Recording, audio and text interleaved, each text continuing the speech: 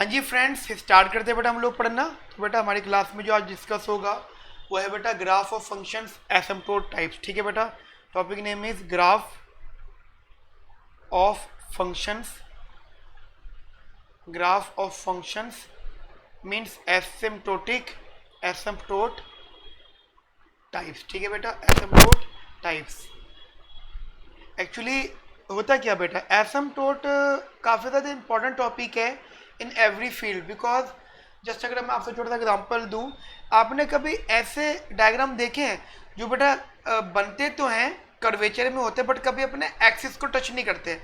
यानी जैसे मैं आपको छोटा सा एग्जांपल देता हूँ, मान लो एक ग्राफ है मेरे पास, ठीक है, और ये कुछ इस टाइप से है, ये ये ऐसे करते करते करते और ये ऐसे होगा, यानी ये इसको अप्रोच तो कर रहा है लेकिन आप ध्यान दें टच नहीं कर रहा। और ये जो ग्राफ है ये एक्सिस को टच नहीं करेगा कभी भी, अप्रोच तो करेगा बट टच नहीं करेगा। आप बोलो सर ये क्या अजीब बात है, टच नहीं करेगा, अप्रोच करेगा बट टच नहीं करेगा। हाँ बेटा, ये मान लो ये ग्राफ बहुत आगे तक है, तो ये जो होगा डायग्राम, ये वाला डायग्राम बिल्कुल इसी पॉइंट पे, मतलब समझना यहाँ पे ध्यान से, यस, ये जो होगा इस तरीके से होगा कि इसको कभी भी टच नहीं करेगा। आप देखो बिल्कुल क्लोज जाता जा रहा है ना, लेकिन टच नहीं कर रहा जी। जैसे अगर मैं आपको छोटा सा एग्जांपल दूं, ठीक है जी,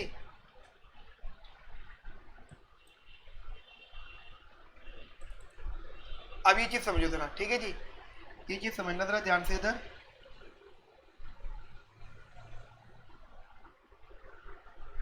अब देखिए इधर यहाँ, तो ये इसको टच नहीं कर रहा, क्लोजर जा रहा है, ठीक है जी, क्लोजर जा रहा है, टच नहीं कर रहा। आप बोलो सर ये कहाँ टच करेगा, तो मान लो अगर इसको टच कर गया, अगर इसको टच कर गया तो ये ध्यान रखना, ये एक्स की जो वैल्यू होगी ना, ये एक्स की वैल्यू, ये एक्स की वैल्यू इनफाइनाइट वैल्यू होगी, ठीक है जी, ये जो एक्स की वैल्यू होगी ये इनफाइनाइट वैल्यू होगी, और यहाँ पे वाई जीरो होगा। समझो मेरी बात, मतलब जहाँ पे ये ग्राफ इसको टच करेगा वो इनफाइनाइट होगा और वाई जीरो होगा। इसका मतलब जैसे जैसे एक्स एक्सटेंड टू इन्फिनिटी होगा then y extends to zero होगा। ठीक है बेटा, इसे ही कहते हैं एसिम्प्टोट। अब बोलो सर ये यूज़ कहाँ होता है, बहुत जगह यूज़ होता है। अगर आप इन इकोनॉमिक्स बात करते हो तो इकोनॉमिक्स के अंदर अगर आपको याद हो इंडिफरेंस कर्व बनाते हो, वो एसिम्प्टोटिक होते हैं बेटा जी। ठीक है, लॉगरिथमिक की बात करते हो, ठीक है जी, वो आप ऐसे बात कर रहे हो तो आप देखना इसका जो डायग्राम होता है एसिम्प्टोटिक होता है जी, ये इसको कभी टच नहीं करता वो। बात समझ में बेटा मेरी आप लोगों को? तो क्या कंसेप्ट समझा आप लोगों ने बेटा मेरे साथ में? वो ये समझा इधर के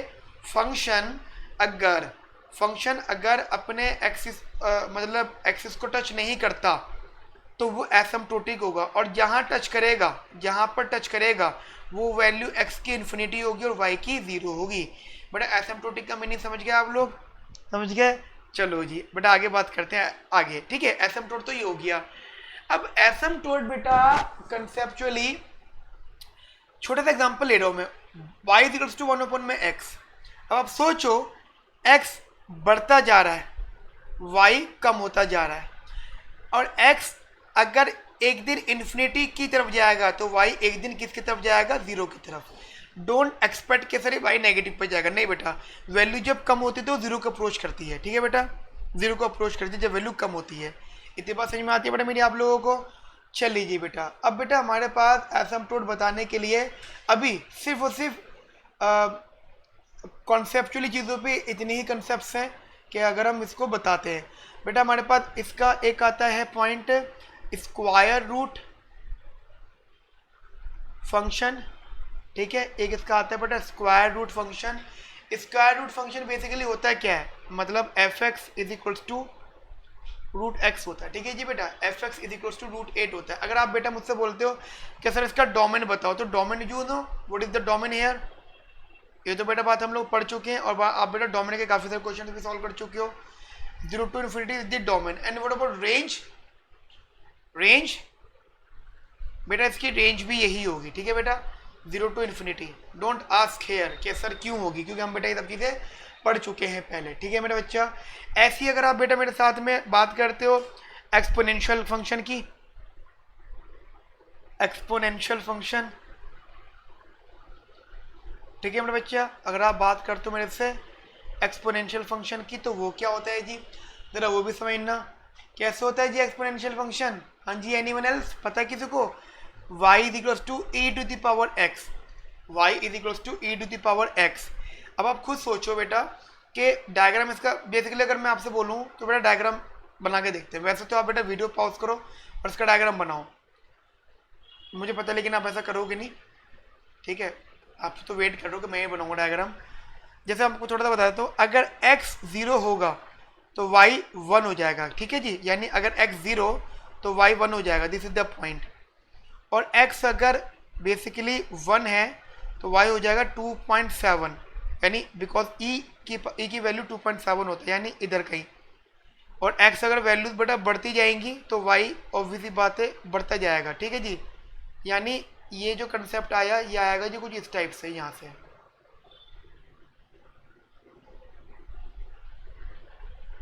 उसके बाद जैसे जैसे x आपने रखा -1, तो y की वैल्यू होगी e की पावर -1, दैट इज 1 अपॉन में e, दैट इज 1 अपॉन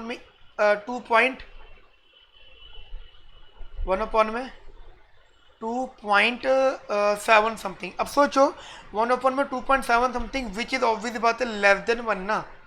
तो इसका मतलब क्या होगा, ये एक बेसिकली y की वैल्यू एक से हमारी सॉरी लेस देन 1 नहीं, जब डिनोमिनेटर डेसिमल में होता है तो ये वैल्यू आ गई ये 10 अपॉन में 27। देन आप इसको सॉल्व कर लोगे तो बेसिकली ये वैल्यू कम होती जा रही है, y की वैल्यू बेटा कम होती जा रही है। और जैसे जैसे बेटा आप x की वैल्यू को बढ़ाते जाओगे y की वैल्यू बेटा बढ़ती जाएगी, सॉरी कम होती जाएगी। मैं रिपीट कर रहा हूँ, जैसे जैसे बेटा आप x की वैल्यू बढ़ाते जाओगे y की वैल्यू कम होती रहेगी, यानी 1 अपॉन में e की पावर 10, यानी 1 अपॉन में 2.7 की पावर 10। ऑब्वियसली बात है ये वैल्यू बेटा डेसिमल टू डेसिमल कम होती जाएगी, ठीक है। इसका मतलब ये कन्वर्ज करेगा to the x axis value. अगर आप कहते हो जी सर, आप देखो तो बड़े ध्यान से देखो, ठीक है जी, इधर ये कन्वर्ज करता जाएगा इसको, और ठीक है जी। अगर मैं इसको आगे ड्रॉ करता हूं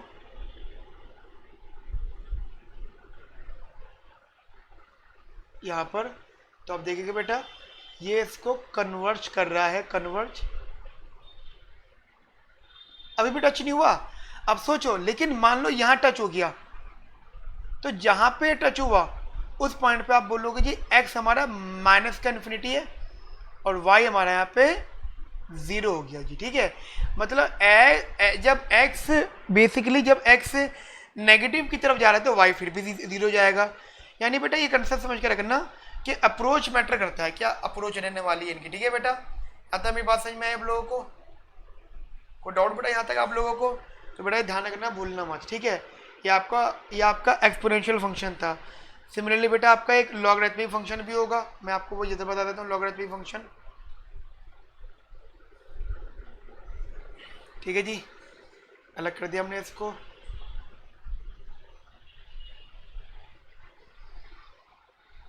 अब ज़रा समझो बेटा, ये है हमारा एक्सपोनेंशियल, अच्छा, एक मिनट बेटा, हमने ऊपर, हाँ ठीक है एक्सपोनेंशियल, ठीक है बेटा। अब हमारा लॉगरिथमिक, ठीक है बेटा, लॉगरिथमिक